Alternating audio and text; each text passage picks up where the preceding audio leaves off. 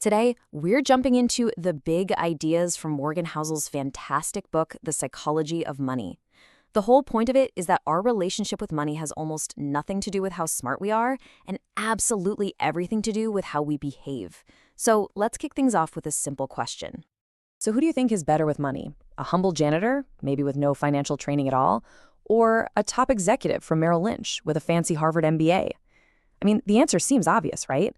But it's not. And the real answer gets to the very heart of this entire book. So meet Ronald Reed. He was a lifelong janitor and gas station attendant. When he passed away at 92, this unassuming guy left an $8 million fortune to his local hospital and library. Now, in that very same year, Richard Fuscone, the guy with the Harvard MBA and the high-flying job at Merrill Lynch, declared bankruptcy. See, he'd borrowed a ton of money to keep up this massive mansion with 11 bathrooms and 2 swimming pools. Reed was patient. Fuscone was greedy. And that gap in their behavior, it was worth millions. And that story perfectly sets up the core idea we're exploring today. When it comes to financial success, it's not about what you know, it's about how you act. It really is about behavior, not brains. You know, this idea really flips what we're usually taught on its head. We're told that finance is all math and spreadsheets, right? But what Housel argues is that a total genius who can't control their emotions, well, they can be an absolute financial disaster. Meanwhile, a totally ordinary person with just a few key behavioral skills can end up incredibly wealthy. So here's the bottom line. Managing money is way more like psychology than it is like physics. There are no perfect universal laws. It's messy, it's full of emotions, weird quirks, and our own personal histories. See, knowing what you should do tells you absolutely nothing about what's going to happen in your head when you actually try to do it. Okay, so if behavior is the thing that really matters, we have to ask, why do we all behave so differently with money? This brings us to our first major pillar, a concept Housel calls no one's crazy, which explains why we all have such radically different and sometimes conflicting views about finance. This quote just nails it. Think about it. Someone who grew up in poverty is going to think about risk and reward in a way that a wealthy banker's kid could never even imagine.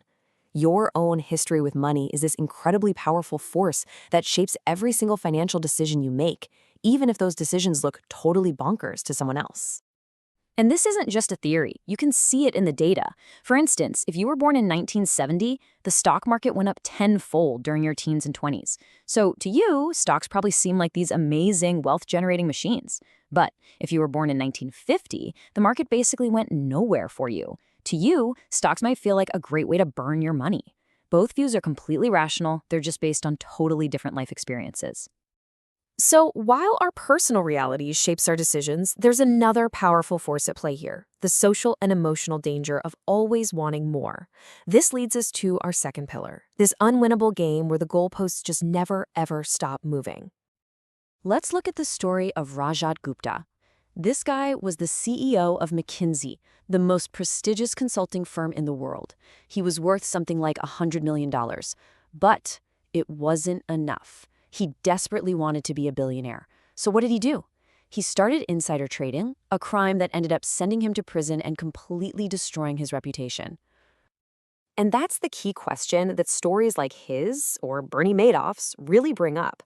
Both of these guys were already fantastically, legitimately wealthy. They had everything they could possibly need and then some. But they risked what they had and what they needed for something they didn't have and definitely didn't need. They just had no sense of enough. So the lesson here is so important. The hardest financial skill in the world is getting the goalpost to stop moving. You have to learn what enough feels like, because there are some things in life, your reputation, your freedom, your family, that are priceless, and you should never ever risk them for a little extra money you don't actually need. And knowing when you have enough is absolutely critical for survival. And that brings us to our third and final pillar, the huge difference between two very different skills, getting wealthy and staying wealthy. Look, getting money often means taking big risks. It requires optimism, putting yourself out there, but keeping it, that's a completely different game. It requires humility. It requires a bit of fear, knowing that what you have can be taken away just as fast as you made it. It requires a survival mindset above everything else. This quote from Warren Buffett just perfectly illustrates this point. Back in the early days, he, Charlie Munger, and a third partner named Rick Guerin were all equally brilliant investors. But Rick was in a hurry. He used a lot of leverage, and when the market crashed in the 70s, he got a margin call and was forced to sell all his shares to Buffett for basically nothing. He was totally wiped out. Buffett and Munger survived, and it was their survival, their longevity, that let the magic of compounding do its work. So, after all this, understanding our own biases, knowing when enough is enough, and focusing on survival, what does it all point to? What is the ultimate goal? What is all this money truly for? And this right here, this quote captures the book's most important, most profound takeaway. The real value of money, the greatest value, is that it gives you control over your time. It's the ability to do what you want, when you want, with who you want, for as long as you want. That independence, that is the highest dividend that money will ever pay. So I'll just leave you with this final thought to chew on. Take a hard look at your own financial life. Is the way you're managing your money actually buying you more autonomy, more control over your own time? Or is the constant chase for more stuff, a bigger title, is it actually costing you your freedom? It's a really important question to ask.